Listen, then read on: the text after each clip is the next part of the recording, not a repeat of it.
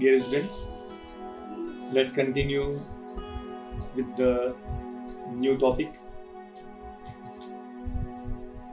हम लोग एरर्स कैसे फाइंड करेंगे ये आपको फाइंड करनी है. In an experiment to determine the volume of an object, mass and density are recorded as m equal to 5 plus minus 0.15 kilogram and rho equal to 5 plus minus 0.2 kilogram per cubic meter respectively. ये आपको given data दिया हुआ है, आपको find करना है volume. क्या find करेंगे आप? वॉल्यूम फाइंड करेंगे. जब आप वॉल्यूम फाइंड करेंगे देन ये तो आपको मास दिया m मतलब 5 किलोग्राम और ये आपको दिया डेल्टा m मतलब एरर इन मास कितना दिया है 0.15 किलोग्राम. ये आपको दिया error. Is that clear? Density is rho. Then ये आपको दिया 5 प्लस माइनस 0.2 ये दिया आपका डेल्टा रो मतलब error in density. This is kilogram per cubic metre respectively. Is that clear? Now हम सॉल्व करेंगे error in the volume. What is the formula for density? Density is equal to mass upon volume. Density equal to mass upon volume. So volume will be, उसको कर दो alternate दो. Volume will be equal to mass upon density. Density नीचे जाएगा. Now percentage error in volume. Delta m upon m into 100.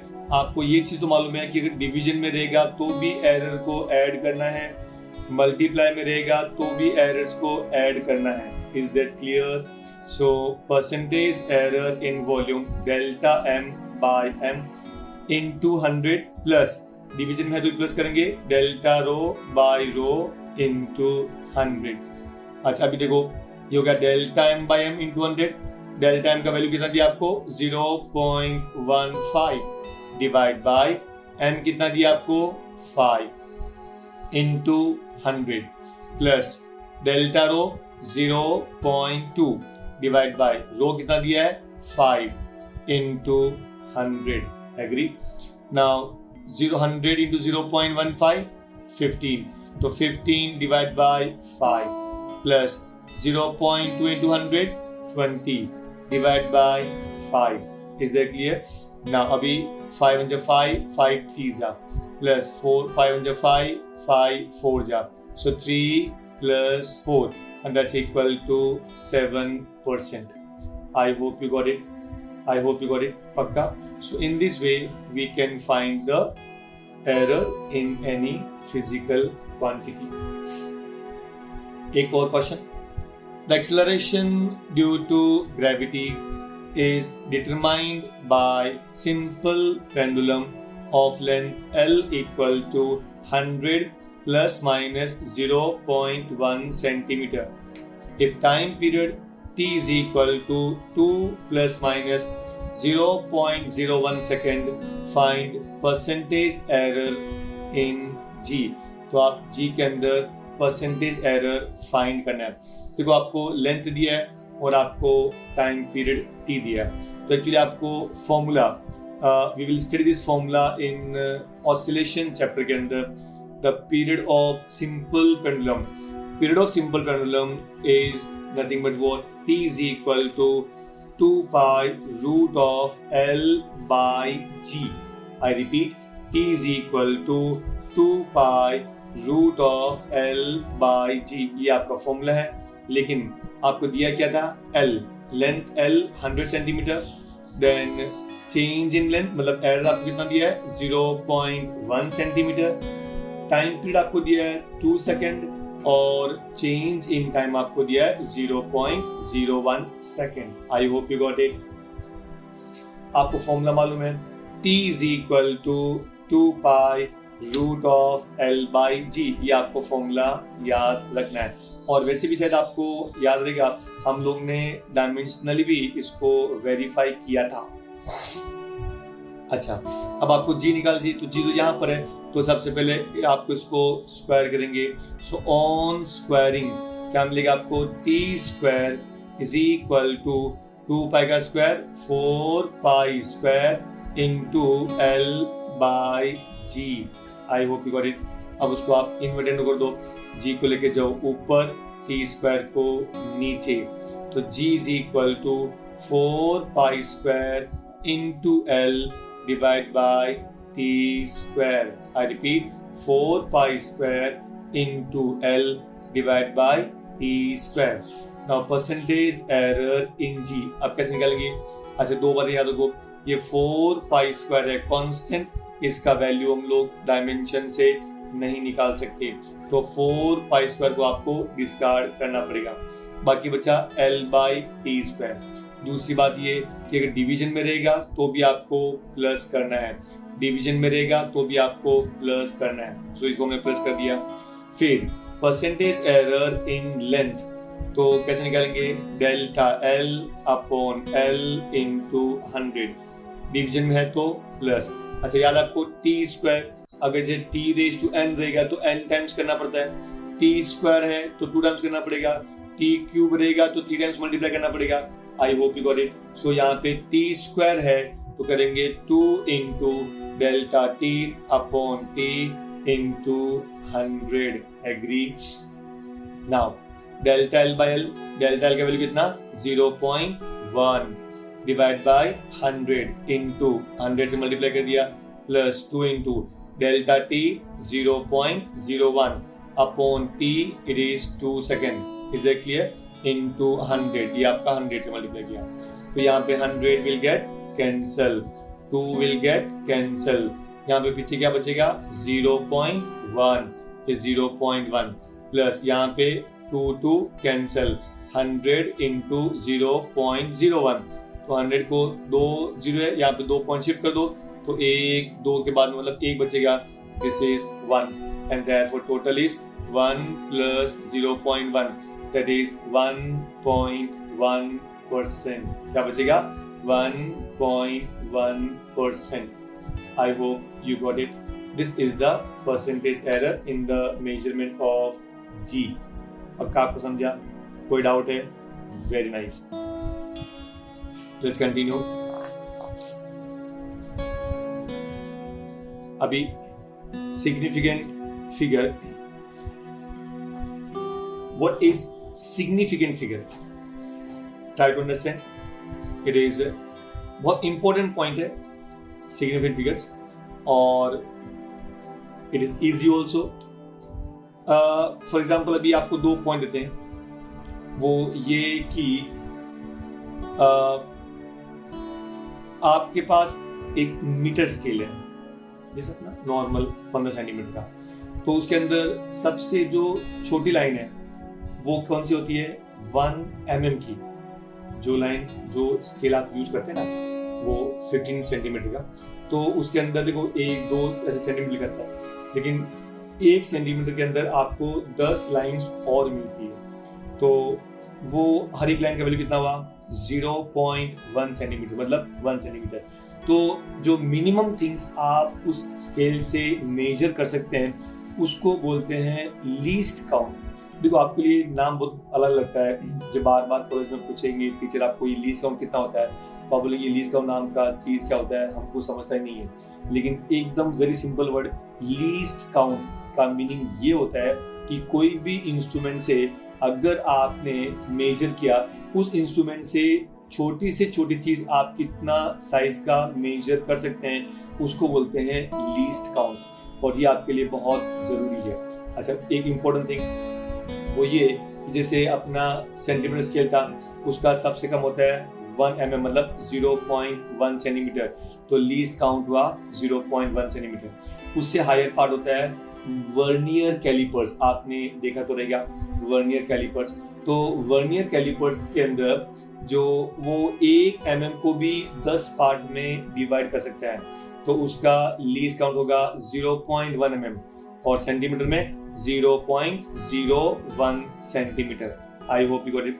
फिर आता है micrometer screw gauge, उसके अंदर वो 1 mm को 100 पार्ट में डिवाइड कर सकता है एंड देयरफॉर उसका लीस्ट काउंट होगा 0.01 mm और सेंटीमीटर में 0.001 mm। I hope you got it, centimetre. So आप एक बात समझ गए, लीस्ट काउंट मतलब क्या कि किसी भी इंस्ट्रूमेंट से जो सबसे कम आप मेजरमेंट ले सकते हैं, मिनिमम मेजरमेंट कितना ले सकते हैं, वो होता है उसका least count. Is that clear? Okay. अभी आपने जैसे ये पेन लिया और आपने पेन का मेजरमेंट लिया। अगर आपने पेन का मेजरमेंट लिया और आपको ऑब्जर्व किया कि एक ने वर्नियर कैलिपर से आपने मेजर किया, तो आप किसी ने बोला कि इसका लेंथ है 15.4, उसी से दूसरे आदमी ने मेजरमेंट किया, उसने बोला 15.4, तीसरे आदमी ने मेजर किया, उसने बोला नहीं 15.5 है। तो कहने मतलब हुआ कि पेन तो वही है लेकिन आपको 3 अलग अलग रीडिंग मिली। अब क्वेश्चन ये है कि उसमें सबसे इंपॉर्टेंट और सबसे एक्यूरेट क्या होगा, तो हम क्या करेंगे, हम तीनों का एवरेज ले लेंगे। तो 15.4, 15.4, 15.5 और जैसे इन तीनों का जो मीन आपको एवरेज मिला वो मिला 15.43। कितना मिला? 15.43। Is that clear? ओके। अभी इन तीनों चीज से ये तो कंफर्म हो गया कि 1 कांस्टेंट टर्म है, 5 भी फिक्स है और ये 4 भी है, भी ऑलमोस्ट फिक्स है क्योंकि इन दोनों में 4 मिल गया और लास्ट में इसके नहीं बोला ये 4 है, अरिथमेटिक मीन में 4 है, मतलब 1, 5, 4 ये 3 तो आपको सर्टेन वैल्यू मिल गया। लेकिन ये जो आपका जो 3 है ना वो अनसर्टन है। तो सिग्निफिकेंट फिगर्स वो होता है जिसके अंदर हम लोग एक अनसर्टन नंबर ले सकते हैं। आई होप यू गॉट इट। कितना? एक अनसर्टन, क्योंकि 1 कंफर्म है, 5 कंफर्म है, 4 कंफर्म है, केवल जो 3 वाला पार्ट है वो तीनों में नहीं है। तो ये जो नंबर लास्ट वाला वो अनसर्टन नंबर हो गया। तो आपको एक अनसर्टन नंबर भी लेना है। तो मेरा कहना मतलब आप इसके अंदर 3 सर्टन नंबर है और एक अनसर्टन नंबर है। देयरफॉर इसमें टोटल 4 जो डिजिट है वो सिग्निफिकेंट है, 1, 2, 3 एंड 4। तो इसका सिग्निफिकेंट फिगर होगा 4। याद रखना एक सबसे पहले इंपॉर्टेंट थिंग कि जो भी हम मेजरमेंट लेंगे ना, चलो ये तो आपका टेक्सचुअल हो गया, एक प्रैक्टिकल। अगर आप कोई भी नंबर लेंगे तो वो नंबर के अंदर जितने भी नॉन जीरो डिजिट्स होंगे ना वो सब के सब सिग्निफिकेंट होते हैं। तो उसके कुछ रूल्स है, मैं आपको बताऊंगा वो रूल्स कैसे। बाकी इनको आप छोड़ दीजिए, सिंपली सिग्निफिकेंट फिगर कितना होता है आई जस्ट इन्फॉर्म। रूल्स क्या? Very very simple. सबसे पहले मेरे पास नंबर है 135.45, 135.45। तो देखो इसमें कहीं भी जीरो है नहीं, जीरो के अलावा जितने भी डिजिट होते हैं वो सब के सब सिग्निफिकेंट होते हैं। इसका मतलब क्या हुआ, इसमें 1, 2, 3, 4, 5, तो सिग्निफिकेंट फिगर इज 5। तो इसका रूल क्या बनाएंगे, all non zero digits are significant. Simple rule है, ध्यान रखिए। जितने भी नंबर है, डिजिट है नॉन जीरो, मतलब जिसमें जीरो नहीं है, चाहे वो 1 हो, चाहे 3 हो, चाहे 5 हो, चाहे 7 हो, चाहे 9 हो, तो जितने भी नॉन जीरो डिजिट्स है वो सिग्निफिकेंट है। So we can say all non zero digits are significant. I hope you got it. Clear हुआ रूल नंबर 1? ठीक। सेकंड 165.02, यहाँ पे जीरो। एक्चुअली सिग्निफिकेंट फिगर्स में ये जीरो के बारे में मैक्सिमम हम लोग डिस्कस करेंगे, बाकी तो जितने भी नंबर है बोल देने के उतना सिग्निफिकेंट है। लेकिन अगर ये जीरो है, कोई नॉन जीरो डिजिट्स के बीच में है, नॉन जीरो डिजिट्स के बीच में है, तो अगर नॉन जीरो डिजिट के बीच में है तो वो जीरो सिग्निफिकेंट होता है। इसका मतलब आपको ये जीरो काउंट करना पड़ेगा। तो 1, 2, 3, 4, 5, तो सिग्निफिकेंट फिगर इज 5। तो रूल नंबर 2 क्या था, if any zero lies between two non-zero digits, then that zero is also significant. तो ये जीरो हमारे लिए सिग्निफिकेंट है, therefore significant figure will be 1, 2, 3, 4, 5. I hope you got it. Second part, rule number 3, 0.00145। तो इसके अंदर ये ध्यान देखिए, अगर कोई भी जीरो लेफ्ट साइड में है left side to the first non zero digit. इनमें पहला नॉन जीरो डिजिट कौन सा है? 1, बराबर। तो इस 1 से पहले सब जीरो है, ये जितने भी जीरो है 1 2 3 ये बिल्कुल ही काउंट नहीं होंगे। याद रखना ये रूल है कि 1 से पहले मतलब नॉन जीरो डिजिट, पहला नॉन जीरो डिजिट, क्योंकि वैसे तो ये 4 5 भी नॉन जीरो डिजिट है, लेकिन पहला नॉन जीरो डिजिट कौन है? 1। तो 1 से पहले जितने भी जीरो रहेंगे वो काउंट नहीं करने का, वो सिग्निफिकेंट नहीं है। Therefore, any zero before the first non-zero digit is insignificant. तो आपको ये तीनों जीरो नहीं लेना है। तो बाकी कौन सा बचा? 1 4 5, ये आपका सिग्निफिकेंट फिगर हो गया 3। आई hope you got it. Rule number 4 देखो, 1 5 0 0, अगर जीरो है आपका राइट साइड में है, अगर जीरो राइट साइड में है तो वो जीरो काउंट नहीं करने का, वो जीरो काउंट नहीं करने का। एंड देयरफॉर ये दोनों जीरो भी काउंट नहीं होगा। Therefore there will be only 2 non-zero digits. I hope you got it. So it will be 2. Clear हुआ? आगे 15.00, इसमें कैसा है कि पॉइंट के बाद में इसका मतलब ये हुआ कि आपने माइक्रोमीटर स्क्रू गेज से या वर्नियर कैलिपर से मेजर किया है। तो वर्नियर कैलिपर से जब मेजर करेंगे तो ऑब्वियसली मेरा कहना मतलब ये था कि आपको पॉइंट के बाद के नंबर काउंट करने पड़ेंगे। देयरफॉर अगर मान लो कोई भी डिजिट पॉइंट के बाद में, चाहे वो जीरो भी क्यों नहीं हो, they will be counted. So here the significant figure will be 4. Significant figure will be 4. I hope you got it. पक्का। नेक्स्ट अभी मैं आपको कुछ देता हूँ प्रैक्टिस के लिए, इससे आपको और भी चीज पूरा क्लियर हो जाएगा। नंबर है 25। नंबर कितना है? 25। तो कितना डिजिट है? 2। कितना? 2। तो significant figure will be 2। Clear हुआ? 3.50, पॉइंट के बाद में अगर डिजिट है तो वो सिग्निफिकेंट होता है। सो 3.50 में number of significant figure will be 350।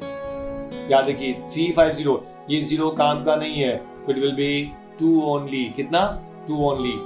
0.035, पहला नॉन जो डिजिट 3 है, उसके पहले जितने भी है वो काउंट नहीं करेंगे। तो कितना? 2। 3 × 10⁻⁶, ये तो पावर में हो गया, तो कितना हो गया? 3 ओनली 1। 0.00908, ये जीरो बीच में है तो काउंट करना पड़ेगा, लेकिन पहला नॉन जीरो डिजिट 9 है, उसके पहले जितने भी जीरो है वो काउंट नहीं करेंगे। So there are 3 non zero digit, it is 3।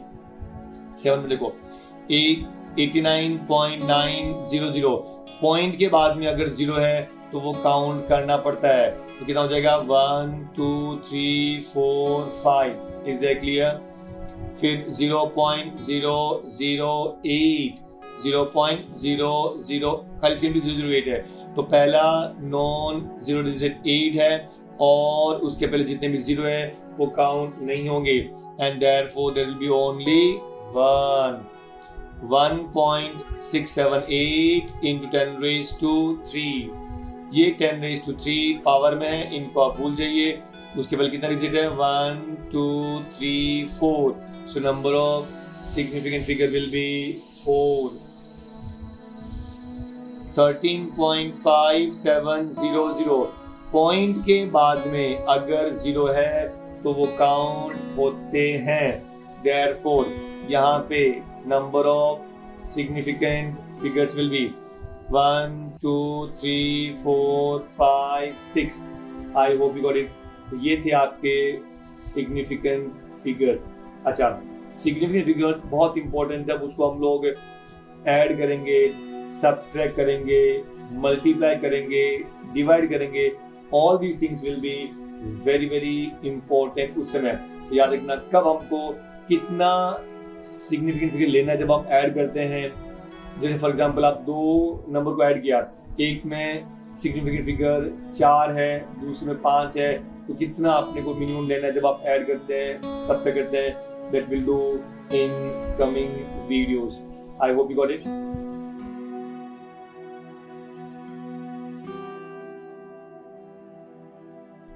So, dear students, let's continue with the next part. Order of magnitude. Actually, order of magnitude देखा जाए तो एक सिंपल टर्म है. आपको केवल एक चीज में आपसे I ask you few questions. एक नंबर है 2, तो बताइए वो नंबर 1 के बाजू में है कि 10 के बाजू में है?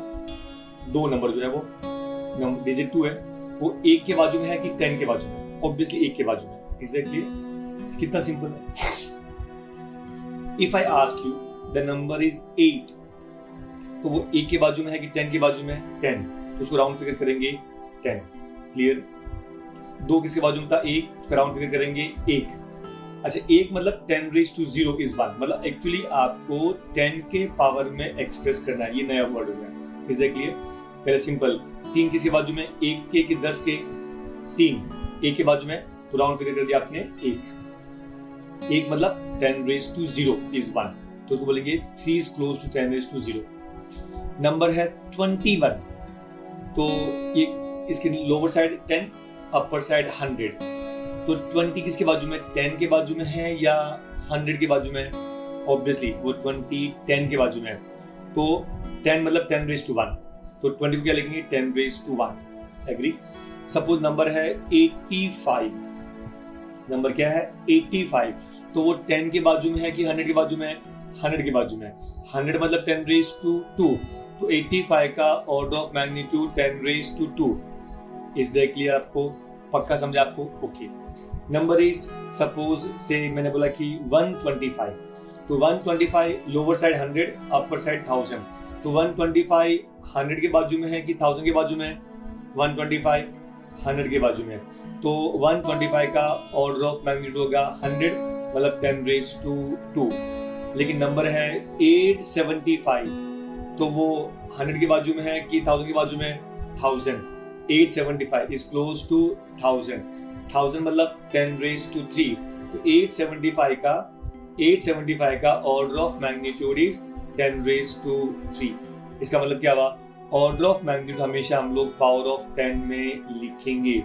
ऑर्डर ऑफ मैग्नीट्यूड हमेशा पावर ऑफ 10 में लिखेंगे. एक नंबर हो गया. लेकिन वो जो पावर ऑफ 10 है वो उस मैग्नीट्यूड का नियरेस्ट नंबर होना चाहिए. क्या होना चाहिए? नियरेस्ट नंबर होना चाहिए. तो उसको हम कैसे बोलेंगे? Order of magnitude is of a physical quantity. कोई भी फिजिकल क्वांटिटी का order of magnitude is always expressed as, उसको कैसे एक्सप्रेस करेंगे? Nearest integral power of 10. Nearest integral power of 10. Nearest होना चाहिए. फॉर एग्जांपल मैंने एग्जांपल दिया था आपको कि 125 है, वो 100 के बाजू में है या 1000 में? तो आपने क्या बोला? 100. तो ये नियरेस्ट हो गया. 100 10 के पावर कैसे हुआ? 10 रेज़ टू 2. तो नियरेस्ट इंटीग्रल पावर ऑफ 10. आपको समझा?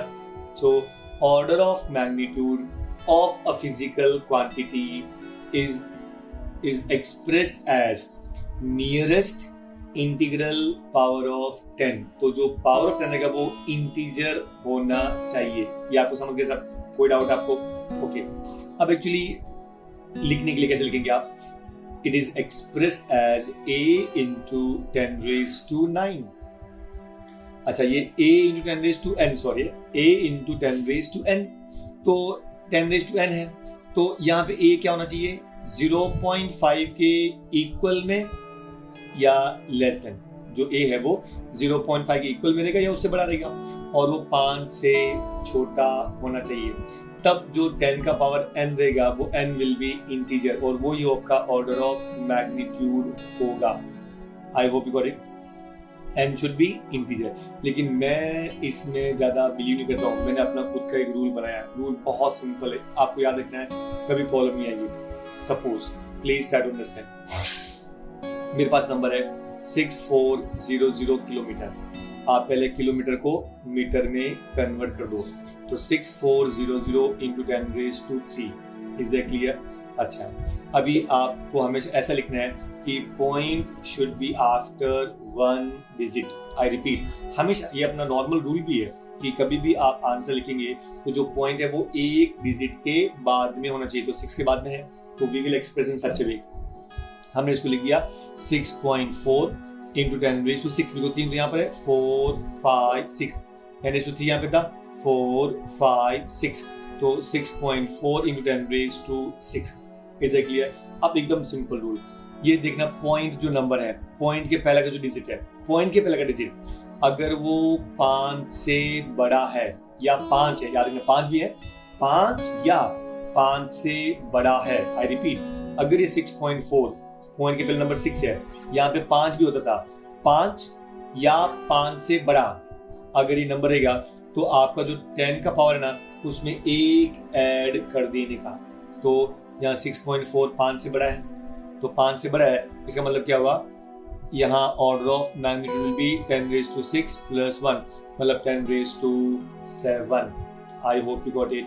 कोई डाउट आपको? पक्का? Next point. तो याद रखना कि इसमें करने मैंने रूल लिख दिया कि digit before the decimal should be less than 5, 5 से कम होना चाहिए। एग्जैक्टली अगर 5 से कम है तो आपका 10⁻⁶ होता था, लेकिन चूंकि ये नंबर 5 से बड़ा है पॉइंट के पहले का नंबर, तो उसमें हमने एक ऐड कर दिया 10⁻7। I hope you got it. पक्का? Next second example, 1.6 into 10⁻⁻⁻19। This is the charge of electron 1.6 into 10⁻⁻19। अच्छा, अभी देखो ये तो ऑलरेडी पॉइंट जो डिजिट है वो पॉइंट के पहले एक ही है, और वो डिजिट है वो 1, तो 1.6 है, तो 1.6 हुआ, इसका मतलब क्या हुआ पॉइंट के पहले 1 है, वो 5 से छोटा है, तो इसके पावर में आपको कुछ भी ऐड नहीं करना है। So order of magnitude will be 10⁻⁻19। I hope you got it. Next part, speed of light 3 into 10⁸ metre पर सेकेंड। यहाँ पे एक डिजिट है। अच्छा, ये भी नंबर 5 से कम है, तो ऑब्वियसली जो इसका पावर है 10⁸ वही रहेगा उसका order of magnitude. So order of magnitude is 10⁸। आपको समझ रहा है? फिर ड्यूरेशन ऑफ द डे, ये कुछ इंपॉर्टेंट टॉपिक्स हैं वो, अदरवाइज फिर हम लोग प्रैक्टिस करेंगे कि आपको होता है ना कि उसका ऑर्डर ऑफ मैग्नीट्यूड कितने हैं, लेकिन यहाँ पे हम लोग आपको प्रैक्टिस करवा रहे हैं। So duration of the day 24 hours. 24 hours में 24 इंटू 60, तो ये हो गया मिनट, और अगर आपने 60 से मल्टीप्लाई किया तो ये हो गया आपका सेकेंड्स। Is that clear? इन तीनों को आप मल्टीप्लाई करेंगे तो आपको मिलेगा 86400 सेकेंड। अभी रूल नंबर 1, आपको पॉइंट उस जगह पर रखना है जहां पे एक डिजिट के बाद में होना चाहिए। तो 8.64 इंटू 10⁻⁴, 8.64 इंटू 10⁻⁴, एंड देयरफॉर ये नंबर 8.64 एक डिजिट है, लेकिन ये जो नंबर है वो 5 से बड़ा है। अगर ये नंबर 5 से बड़ा होता है तो जो पावर ऑफ 10 है उसको एक बढ़ा देने का, तो ये हो गया आपका 10⁵. क्या हो गया? 10⁵. आई होप यू गॉट इट। कोई डाउट? एकदम पक्का? सीरियस। नेक्स्ट,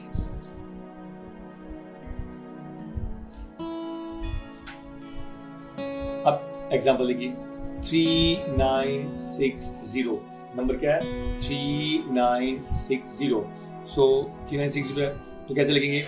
एक point should be after 1 digit, तो 1 2 3 शिफ्ट किया हम लोगों ने। सो 3.96 इंटू 10⁻⁵। ध्यान दीजिए, यहाँ पॉइंट आपको यहाँ होना चाहिए, हमने 1 2 3 शिफ्ट कर दिया। सो 3.96 इंटू 10⁻⁵, तो ऑर्डर ऑफ मैग्नीट्यूड क्या हो गया? 10⁻⁵. Is that clear? Next 896 into 10⁻⁵. So 896 कैसे लिखेंगे आप? वापस point should be after 1 digit. So 1 2, ये 10⁻² हो गया, ये 10⁻² और ये 10⁻3, तो 10⁵. वापस देखिए 896, तो 896 है, तो पॉइंट है, इस पे पॉइंट तो यहाँ पर है, कहीं पे नहीं दिया, मतलब सबसे लास्ट में पॉइंट होता है, तो आपको सबसे लास्ट से आपको यहाँ पे 2 शिफ्ट करना है, तो 1 2 शिफ्ट हो गया, तो तो ये होगा आपका 8.96 इंटू 10⁻², और ये 4 पे 10⁻³ तो 10⁻5। सो 8.96 10⁻5। अब ध्यान दीजिए पॉइंट के पहले का नंबर क्या है 8, जो 5 से बड़ा है, तो एक आप उसमें ऐड करना पड़ेगा। सो 10⁻6। आई होप यू गॉट इट। 0.00989 याद रखो, point should be after first digit. इस बार आपको इधर शिफ्ट करना पड़ेगा, 1 2 3 के बाद पॉइंट आएगा। सो 9.89 इन 10⁻³ ये साइड में शिफ्ट करते हैं लेफ्ट में तो प्लस होता है, और ये साइड में शिफ्ट करते हैं तो माइनस होता है। तो ध्यान दीजिए 1 2 3 हमको पॉइंट डालना है 9 के बाद में, तो 1 2 3 तो 9.89 into 10⁻³ order of magnitude is 10⁻³ लेकिन अगर चूंकि ये 9 है वो 5 से बड़ा है, आपको उसमें एक ऐड करना है, तो 10⁻², 10⁻²। आई hope you got it. Next number 13,000 into 10⁻⁻5। तो देखो कैसा होगा, सबसे पहले इसका ऑर्डर ऑफ मैग्नीट्यूड, इसका पावर निकालो। यहाँ से कितना शिफ्ट करना पड़ेगा 1 2 3 4 के बाद में आपको पॉइंट डालना है, क्योंकि point should be after 1 digit. एक डिजिट के बाद में पॉइंट होना चाहिए, तो कितना शिफ्ट करना पड़ेगा 1 2 3 4, पॉइंट के बाद में 4 होना चाहिए। तो हमारे पास क्या मिला 1.3 into 10⁻⁴। फिर साथ में कौन है 10⁻⁻5, तो 1.3 10⁻⁻1, तो 10⁻⁻1 हो गया। अभी ऑर्डर ऑफ मैग्नीट्यूड इज ये 1.3, तो पॉइंट के पहले की डिजिट 1 है, 5 से छोटा है तो कोई चेंज नहीं। अगर पॉइंट के पहले का डिजिट 5 से छोटा होता है तो कोई चेंज नहीं करने का। So simply order of magnitude will B 10⁻⁻1। I hope you got it. पक्का ना। ये देखो मैंने आपको बताया था पहले कि कैसे अंडरस्टैंड करने का। सपोज नंबर है 15, नंबर क्या है 15, तो बताओ ये 10 के बाजू में 100 के बाजू में है, ये 10 के बाजू में है, तो order of magnitude will B 10, मतलब 10⁻1। 87 किसके बाजू में है 10 के या 100 के, ऑब्वियसली इट्स क्लोजर टू 100, तो इसका मतलब 100 मतलब 10⁻2 and therefore order of magnitude is 10⁻2। Is that clear? फिर 115 क्लोज टू 100 है कि क्लोज 1000 है, ऑब्वियसली 100 है, तो order of magnitude will B 10⁻2। अच्छा इसको ए फॉर्म में कैसे लिखेंगे 115 है तो point should be after 1 digit, तो एक 2 शिफ्ट किया ना तो 2 मतलब 10⁻2, क्योंकि पॉइंट के पहले का नंबर 1 है तो कुछ ऐड करने का नहीं। सो सिंपली 10⁻2 इसका ऑर्डर ऑफ मैग्नीट्यूड है। फिर 890 100 के बाजू में या 1000 के ऑर्डर ऑफ मैग्नीट्यूड इज 10⁻3। इसको ये फॉर्म में कैसे लिखेंगे 8.90 into 10⁻2, 8.90 into 10⁻2, तो 10⁻2 है, लेकिन पॉइंट के पहले जो नंबर है वो 5 से बड़ा है। अगर नंबर 5 से बड़ा रहेगा तो आपको एक ऐड करना पड़ेगा, this will be equal to 10⁻3। I hope you got it. पक्का नाउ से प्लीज नेक्स्ट। अभी आपको डिराइव करना है formula for kinetic energy. Derive the formula for kinetic energy of a particle having mass m and velocity v using dimensional analysis।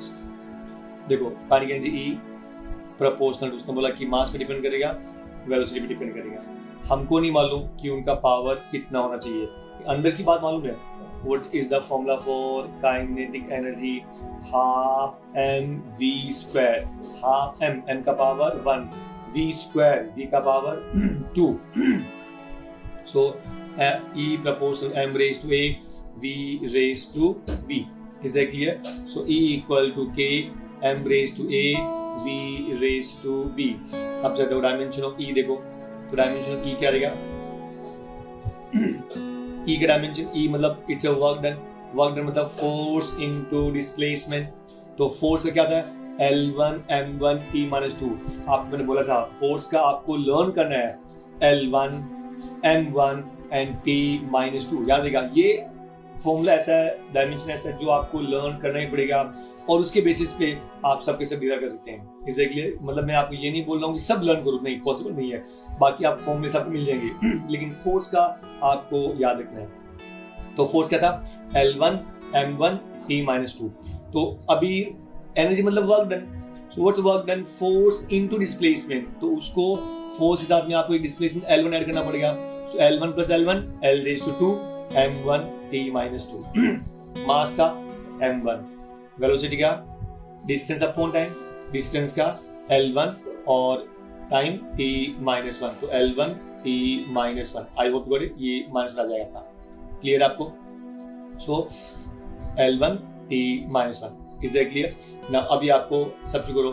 So L2 m1 t-2 is equal to k, ये हो गया आपका k, m1 मास m1 था, m1 raise to a, फिर v L1 t-1 then raise to b, open the bracket करो भी, L2 m1 t-2 equal to k, m को multiply करो 1 इंटू a, तो m raise to a, l का power देखो l⁻1 है, b से मल्टीप्लाई करो l⁻1 into b, l⁻b, t का पावर -1 है, b से मल्टीप्लाई करो तो b t⁻⁻b। Is that clear? कोई डाउट आपको? नाउ अब आपको कंपेयर करना है। जो हमारे पास में L भी है, M भी है, T भी है। Is that clear? तो जो पावर है ना उसको मल्टीप्लाई करना पड़ता है। याद रखो m into a into 1, m का power a, 1 into a, m का पावर a, l का पावर 1 इंटू b, l का पावर b, t का पावर -1 इंटू b, t का पावर -b। तो यहाँ पे देखो LMT, यहाँ पे भी LMT। Is that clear? अब आपको करना पड़ेगा equate. L⁻2 equal to L⁻b, दोनों का बेस सेम है तो b is equal to 2। Is that clear? फिर m⁻1 m⁻a, तो ये m⁻1 m⁻a है, दोनों का इक्वल है, बेस सेम, तो ये भी इक्वल रहेगा, तो a इक्वल टू 1 हो गया। आपको 2 चाहिए था, a चाहिए b चाहिए, तो कोई क्वेश्चन नहीं। वैसे भी इसका भी सेम मिलने वाला था लेकिन नो इश्यू। सो रिमेंबर, अब आपको क्या मिलेगा? इट इज a का वैल्यू 1, b का वैल्यू 2, तो e is equal to k into m⁻a, a का पावर 1, तो ये आपका m का पावर 1, v का पावर b मतलब 2, तो v का पावर 2, क्या मिलेगा? e is equal to k m into v²। Then अगर आपको दिया हुआ है कि k का वैल्यू हाफ है तो लिखने का, और नहीं तो k एज इट इज आप लिख सकते हैं। तो simply e is equal to half mv², is equal to half mv²। I hope you got it. पक्का?